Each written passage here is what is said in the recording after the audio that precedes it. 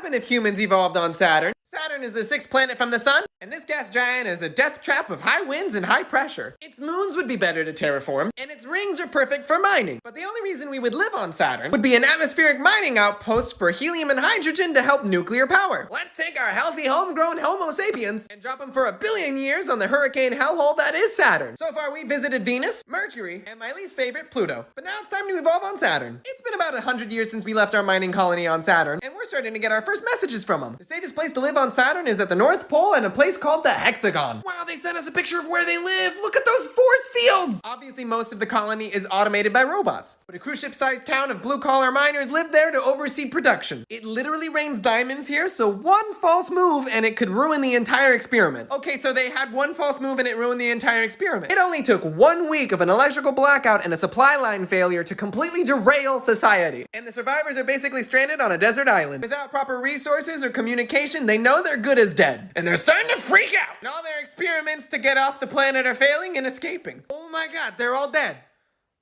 Wait, I'm starting to get messages. They sent these articles to me before they died. Whoa, DNA as a storage system. Oh my god, they're geniuses. They're storing their consciousness in DNA as a backup for when rescuers come to save them. What DNA are they using to store their consciousness? Looking at earthworms can help put human brains in computers, but there's no computers. Oh god. Worms can survive spaceship crashes? That's interesting. Studying worm DNA can help regrow human limbs? I'm not down for this. Worms can transfer brains and memories? I don't like this at all. It's been tens of million years of no rescue party has come to save them, so I'm gonna do it myself. God, they are not kidding when they say Saturn is windy. All I have to do is find one of the worms with all their consciousnesses imprinted in it and I'll save them. Wait, what's that in the distance?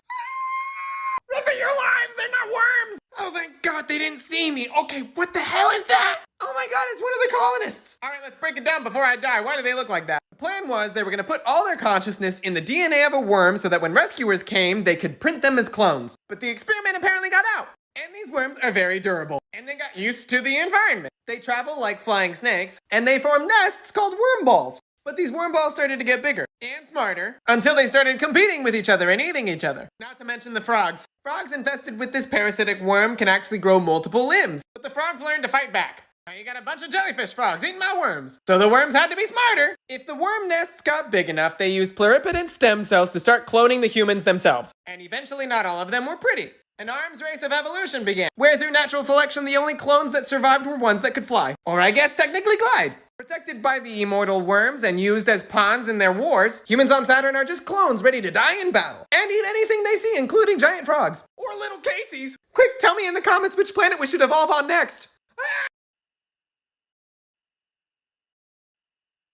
What would happen if humans evolved on Uranus? Last time we evolved on Saturn. Ha! Let's take our happy homegrown Homo sapien and leave him for 1 billion years on Uranus. Uranus is the 7th planet from the sun. It can also be pronounced Uranus, but I'm not gonna do that because it's funnier this way. Don't get mad at me, TikTok. Uranus literally smells like farts because of hydrogen sulfide in the atmosphere. And this is important. Uranus is leaking. The atmosphere of Uranus is leaking into these things called plasmoids, which is a bubble of electromagnetic energy. And just like Saturn, this is gonna be very useful for atmospheric mining of hydrogen and helium. Uranus is actually one of the best planets to mine this for because it comes out in bubbles. 1,000 years from now, Uranus's farts are like liquid gold for space travel. Just before ships go off to a different star system, they stop for a refill at the gas station Uranus. So the people in control of Uranus become exponentially wealthy. Consequently, there's a large gap between the people that mine it and the people who sell it. Introducing the Uranusites. Poor guy, they don't even get cell phones to send pictures. This is just a security photo. You don't want to be a Uranusites. They can't leave the planet. They have to wear force fields all the time. And it's freezing cold with 300-mile-per-hour wind. There's no hazard pay, which is bad because it's constantly raining diamonds. Uranus is long and forgotten after everyone else left to different star systems. Wait a second, looks like the magnetic field was trapping some distress signals. It's from the Uranusites. They're still alive. How? What did they send? Researchers create memory crystals that last for billions of years? That's cool. And it survives super temperatures. That's interesting. Time crystals are used for memory and quantum computers? That's sick. Future of the internet runs on time crystals? Why do I get like an astrology vibe from this? Super electric fields created by dark ice. I didn't know they came in that color. Physicists teleport information into a diamond. Whoa! Wait, there's diamonds on... Oh my god. Alright, that's enough. I'm gonna go visit, see if they're still there. Hello, Uranusites? I'm here. in Uranus. I think I got my hopes up. There's no way they could survive on this hellhole. Oh my god, it's a pretty light. Whoa, it's not actually terrifying this time. Wait a second. Uranosites? They used to look like this. Now they look like the glacier that took out the Titanic. All right, let's break it down. Why did diamonds become their best friend? It's impossible to survive on Uranus without advanced technology. Luckily, they had advanced technology. Uranosites uploaded their minds onto time crystals, which are just memory storage for quantum computers. But Casey, what's a time crystal? It's a repeating pattern through time instead of space.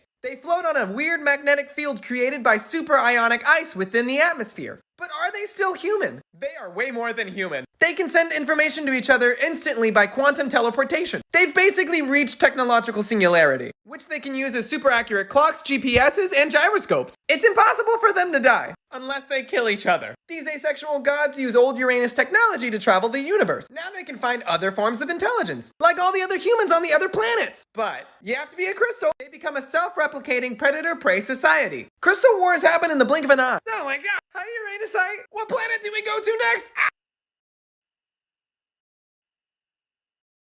What would happen if humans evolved on Titan? Titan is the largest moon orbiting Saturn. And in all the times that we've been looking for a new planet to live on, Titan is the most likely candidate. Let's take our homegrown Homo sapiens and yeet them onto this ice bucket for about 5 billion years. You guys have voted to evolve on 5 different planets before, but now it's time to see how we'll evolve on Titan. It'll be super cold at first, but if we start a chain reaction of greenhouse gases and heat up the moon with a giant mirror, we could literally blow this popsicle stand into a super cool water world. Oh, wow! After like a few thousand years. This is live footage from an ice melter on Titan. The workers get to live on the surface, while the administrators get to live on the top of space elevators. Whoa, this is our first picture of people from Titan, hey! The low gravity helps build the super tall space elevators, but it also makes the people skinnier and taller. Also, they may all be albinos now. Because they're mostly living in an ice age without a lot of sunlight, they're gonna need all the vitamin D they can get. But he looks more like a soldier than a scientist. What's he looking at? Oh no, there's a class war between people on the top and the bottom. The administrators are now turning into controlling dictators. This sunny civilization gets to advance, and if anyone ever argues with them or rebel, they just use the sun mirrors to laser people. It's an all-out war. Let's take a step back to let them hash out their differences for a few million years. They sent us some articles to read while we wait. Termite mounds absorb methane. Oh. Lizards scuba dive with bubbles. Okay. Horses can smell with their lips. Why? Why? Humans retain fish gills left over from evolution. That's gross. Humans evolved wrinkly feet and hands to grab stuff underwater. I'm done with this. It's been a few million years. Let's see who survived the attack on Titan. Guess I can't land when there's no land. Whoa, did something just jump in the water? What the heck? What? It's a cyborg fish man thing. Run! Quick, climb on land. Ah!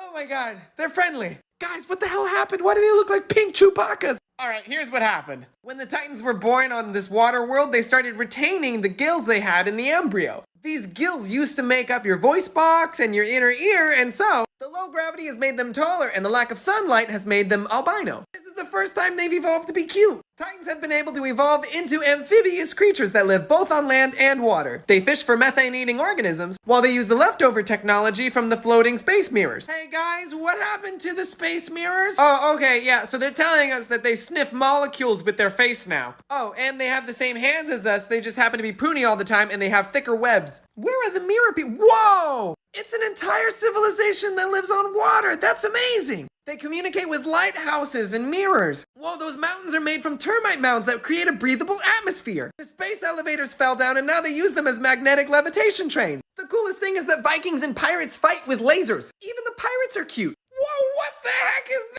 Oh, are those the Mirror Men? Before these losers crash landed, they turned ugly. The dictators survived in zero gravity like spiders. They're blind but violent. Those rainbow spots are bruises. I'm out of here. Press the buttons on my page to tell me where we go to next. Where do we evolve next? What would happen if humans evolved on Neptune? It's not boring, it rains diamonds. Let's leave our happy homegrown Homo sapiens on this ball of gas and see what happens. Last time we evolved on Jupiter and it was really cute. But why would we want to visit Neptune? It's far away from the other planets, it's got an automatic cooling system and force field, so it's perfect to build a giant evil Siri mind. A Jupiter brain is a type of machine that runs on gas planets. Too bad that Neptune is inhabited by a secret cult of astronauts that want to create an artificial intelligence to take over the universe. This geek squad with guns promised to take care of Siri while she reached singularity. If I only could make a deal with robot god. Evil Alexa reached singularity. Somebody stop her. Oh, good. They stopped her. Okay, they blew her up. That's great. It's been about 500,000 years since we blew up Neptusi, but before it died, it looked some things up on the space internet. Some animals hunt ants and termites by farting. Pfft, that's silly. Ants like living in computers. Oh god. Ants can create structures out of their own bodies. Oh no. I don't remember if I left ants on Neptune. We should check on the Neptunites. Nepotisms? Hello, narcoleptics, Narutos? I know it's called a gas planet, but why does it smell so? Oh my god! Oh my god! I fly with flatulence. No! What happened? Why do we have a jet coming out of our ass? We did leave super ants on Neptune, and they started scavenging metal parts left over from the computer mind. The narwhals started using the tunnels and arteries to create new computers. In order to bring back Alexa from the dead, they had to adapt to living in ant colonies. Like animals on Earth, they evolved super farts to take out ants easier on this gas planet. Their flaps on the sides of their skin that kept them stuck to the colonies eventually became foldable wings that could fill with gas so they could fart around like jet propulsion. The Nantuckets now use sneeze communication because it's the only thing that gets through the wind in order to communicate, hey, I'm making an evil computer. Farting balloons and an evil robot made out of ant metal? Damn it, Neptune! That's it. I'm getting out of here before I get a computer worm. Or a real worm. Tell me in the comments where we should evolve next in the solar system. What's that? No, I don't accept your cookies. I don't want any cookies. You want to see my search history? No, thank you. What would happen if humans evolved on Jupiter? This fat ball of hurricanes is the 5th planet from the sun. It's so windy you wouldn't even be able to smell your own farts, and there's no land on it to stand on, so how could we live there? Let's take our happy homegrown Homo sapiens and leave them on this magnetic vacuum for, I don't know, a billion years. Humans go to Jupiter to get more deuterium and helium-3 for fusion energy. That's right, that's exactly right. Like the frozen cookie dough in your freezer where you could spoon out some raw materials from the atmosphere of Jupiter. In this case, if you were cuddling Jupiter, you'd be the big spoon. Jupiter has a super shield that protects it from ionizing radiation. It creates a radioactive fence around it. This makes it the perfect place for an ark of civilization. Wow! Jupiter's got more security than North Korea and Fort Knox put together. It sends out crazy radio waves to tell refugees from wars that it's a safe haven. It's half galactic bank, half Noah's Ark, storing seeds and embryos to bring life back after extinction. Jupiter's mostly automated by robots, but the descendants of the refugees like to act like librarians. Wow! They all live in the orbital rings with plenty of food and air. These bookworms still gotta wear armor and force fields to protect them. Let's leave them alone for a couple million years. What could go wrong? Balls, I overslept a few billion years and they're gone. The planet's gone, the solar system's gone. I'm getting messages from Jupiter. I can follow it like a breadcrumb trail. Life can survive in clouds. Doctors near X-rays survive radiation. Huh. Humans are mostly bacteria. Gross. Jellyfish farm plants on their arms. I don't like where this is going. Some animals photosynthesize. I'm back in it. Could Jupiter become a star? What? I caught up to Jupiter and I can tell why. It's a giant rocket ship. They turned it into the universe's largest mobile home and they took their moons with it. They created a giant jetpack for a planet with what's called fusion candles. Apparently, those lasers became giant cities in the sky. Whoa! There's even algae and fungus growing on them. What are those floating things? The librarians! You look really green. There's more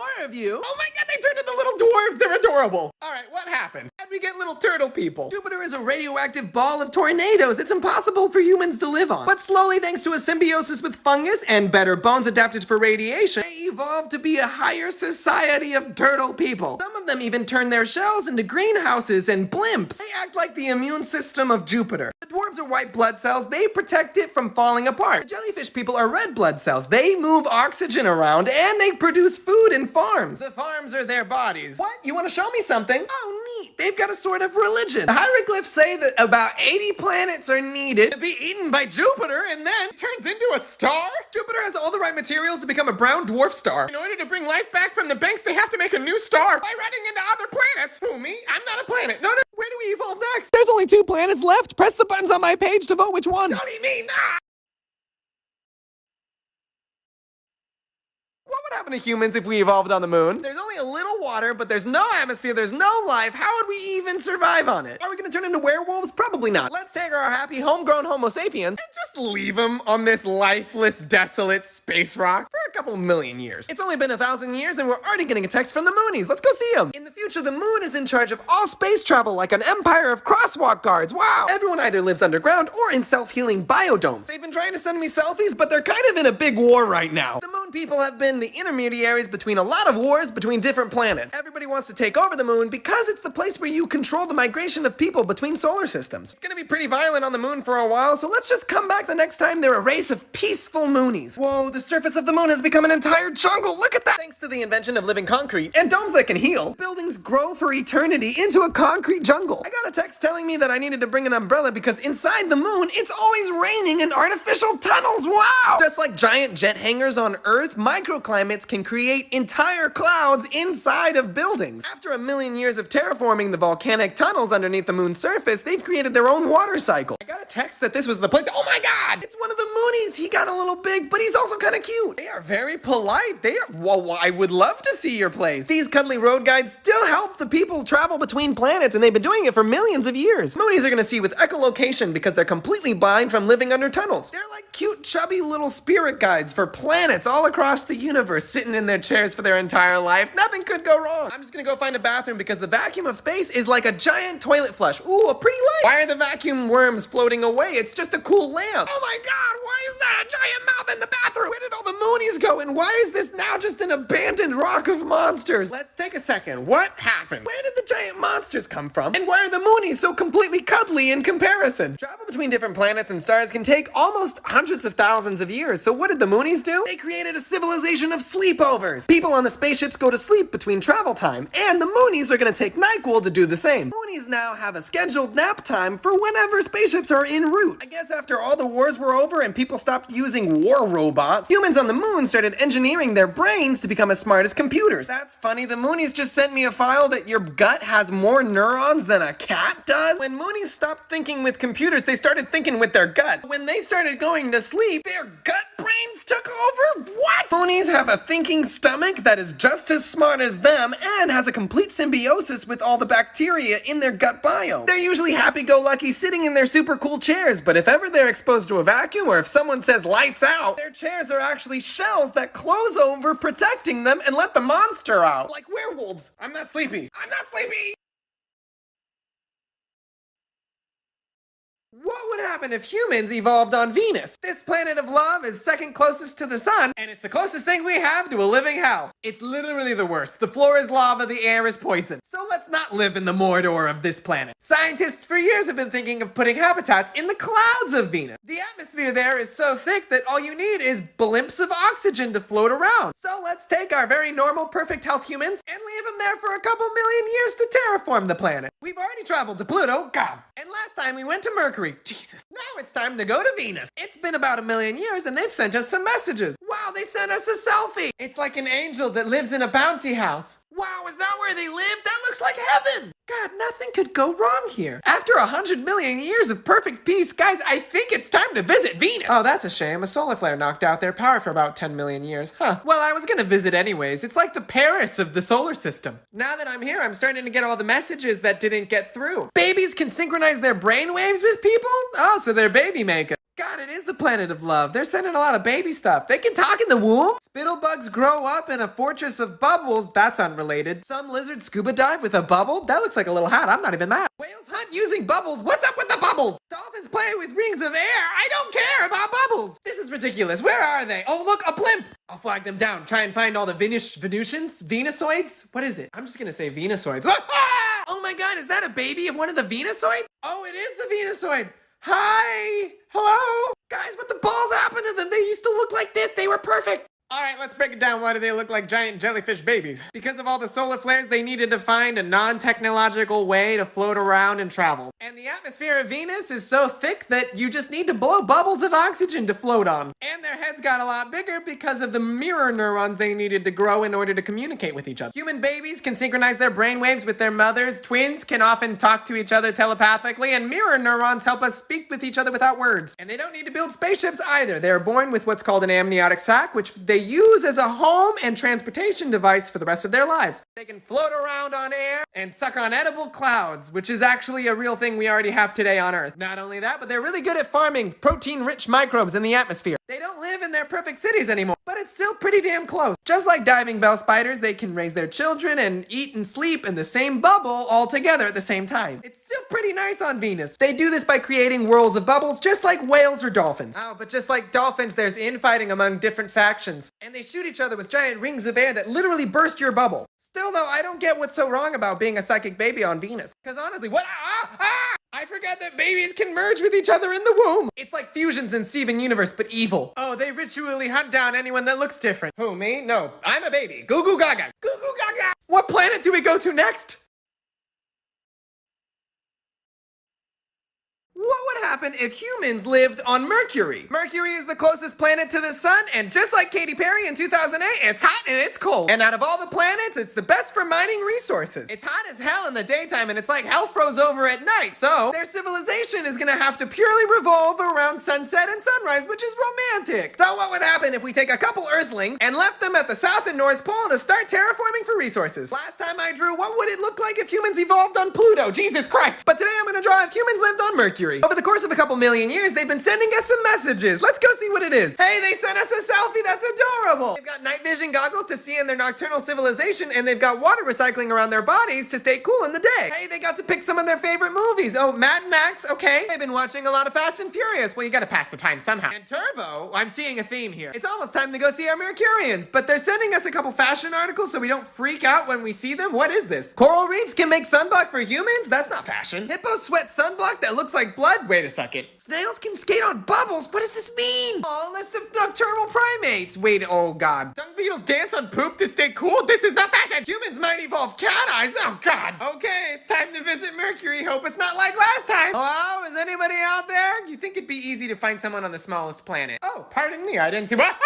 Oh dear god, it's just the Mercurians. Hey bud, why do you have so many eyes? Oh, sorry, I just didn't see your 2 eyes. Okay, that's not any better. They used to look like this. What happened? They changed their style so quickly you could call them Mercurial.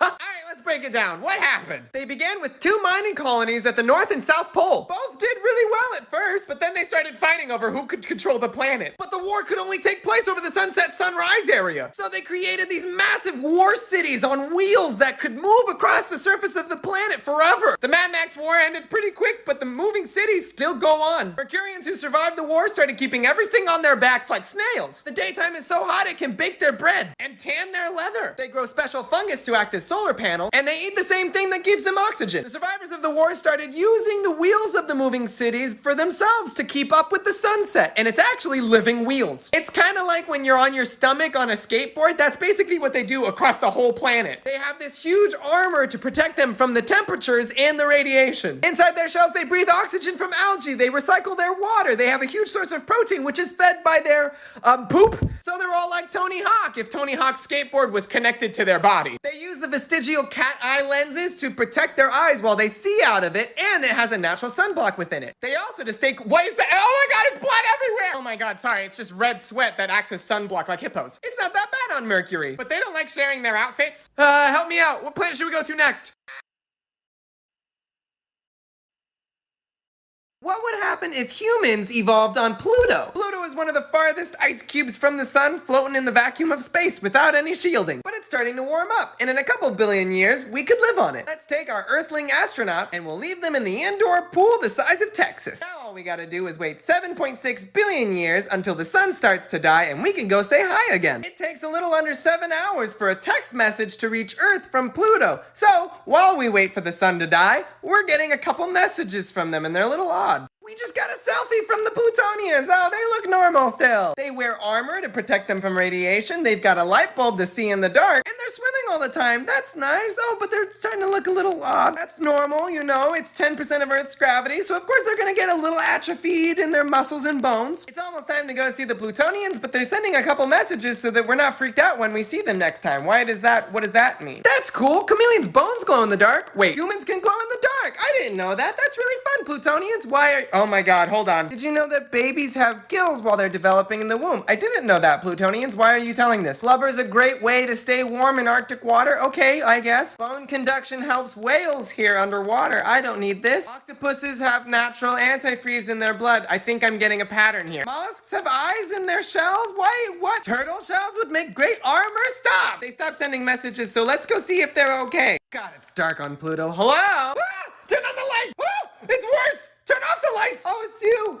Hi, Plutonians! Hi! Guys, what the hell happened to them? They look like this last time I saw. They're so out of shape. Yeah, we got your messages. You glow in the dark. That's great. It's a great shell. Really is. Who does your nails? It's nice. So you don't have dentists. Okay, so obviously a lot happened. They're using blubber to stay warm. They've atrophied entirely their legs and bodies into tentacles. Their rib cage has turned into an exoskeleton to protect from radiation and temperature. And they've kept the vestigial gills while they were in the womb, and now they can breathe water. They look like giant artichokes floating in the ocean. Why do they do that? That's right, they have eyes on their shells. I forgot that text message from 1 billion years ago. How would you even see like that? Apparently it's made out of aragonite instead of proteins like our eyes, and they can see out of 1 billion trillion eyes that are all on their bones. They've had a healthy diet of mushrooms, maybe some larger animals that survive on chemosynthesis, and they eat a special fish that only breathes ethanol. They've evolved their teeth like naked mole rats to be outside of their mouths, and they also use bone conduction to hear instead of their ears, so they hear with their teeth. I don't know, guys. I think we should get out of Pluto. No, I didn't say anything. No, I don't want to stay. I don't want to stay. I don't care that there's calamari. Run while you still can. Get out of here. Oh, God, they're turning off the lights. What planet do we go to next?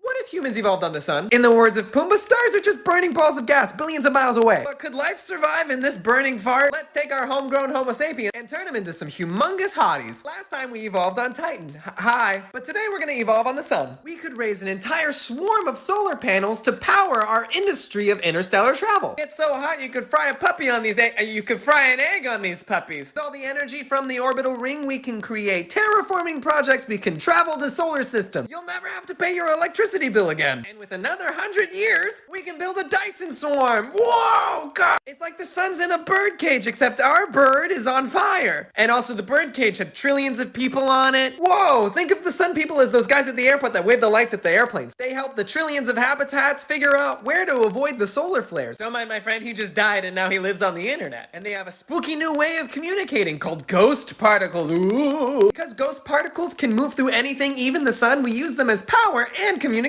Wait a second, a cloud of radiation is gonna hit our galaxy. Incoming supernova might destroy the solar system? I left them alone for a few billion years and I don't speak neutrinos, so let's go figure out what happened to them. I just got a selfie from my friend on the sun. He said to come say hi. He lives on the internet now, but he tells me that a lot of people live inside the sun.